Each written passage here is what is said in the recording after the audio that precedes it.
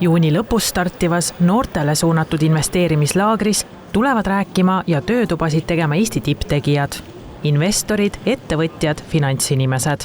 Nende hulgas näiteks Katriin Vares, kes on noortele juba tuttav nimi, rahatarkuse edendaja Kristi Saare ja Paavo Siimann. Laagrisse võetakse kokku 60 noort, neist 40 kandideerimise teel ning 20, kes on omale laagrisse pileti ostnud. Seal noored saavadki siis just gümnasistid õppida investeerimise, üldiselt rahatarkuse ja ettevõtluse kohta. Et meil on tõesti Eesti tipud kohal, investorid ja ettevõtjad, kes siis noortele õpetavad erinevaid teemasid. Meil on töötoad, seminarid, loengud ja noored ise saavad siis praktilisi ülesandeid ka täita, et päriselt kõike seda kinnistada, mida nad siis seal õpivad. Kui rahatargad on aga noored täna? Ehk et kas selline laager kuluks noortele ka tegelikult ära?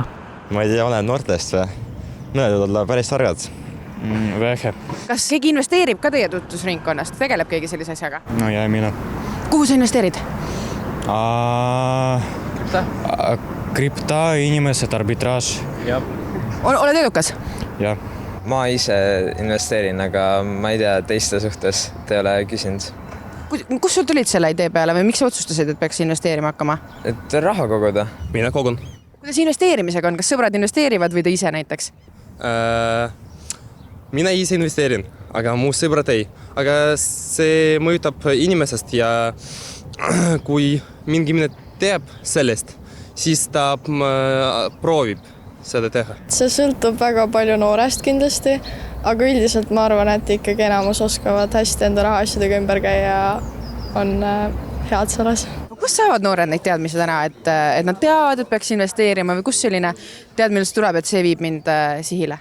No internet on ju teadmisi täis, YouTube ja TikTok, Et sealt saab kõik vajalikku kätte? No ma ütleksin küll. Koolis räägitakse sellest piisavalt või kust üldse seda teavet saada? Ütleme, et sa tahaksid täna hakata investeerimisega tegelema, kas sa teaksid, mida teha? Kindlasti mina saaksin abi enda vanematelt ja klassikaaslastelt, aga üldiselt kindlasti võiks rohkem olla mingeid sükseid arutlevaid üritusi ja tegelikult koolides võiks võib-olla noori rohkem kaasata, kui just ainult suunatunnid sellele ei suuna.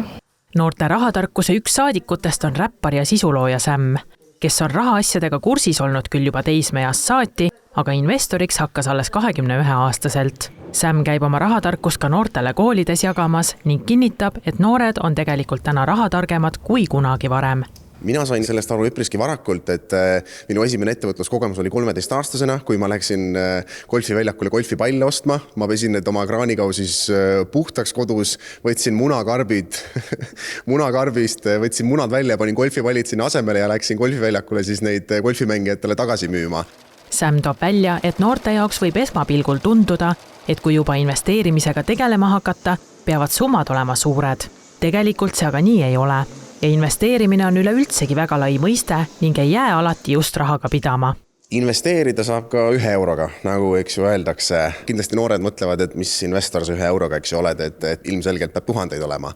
Aga investeerida tõepoolest saab juba 1 euroga, investeerima ei pea ainult aktsiatesse ja mida ma üritan alati noortele rääkida on see, et see aktsia ei olegi võib-olla see põhiinvesteering, et tähtis on investeerida iseendasse, see on nii klišee, kui see ka ei oleks, siis investeerida enda teadmistesse, investeerida haridusse, lugeda raamatuid, et laiendada enda silmaringi ja kui sa oled ikkagi, ma tahaks öelda, tark ja laia silmaringiga, siis sulle avaneb ka palju rohkem võimalusi elus.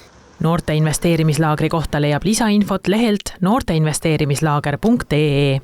Laager ise toimub 28. juunist 1. juulini Roosta puhkekülas. Kandideerimine kestab 17. maini.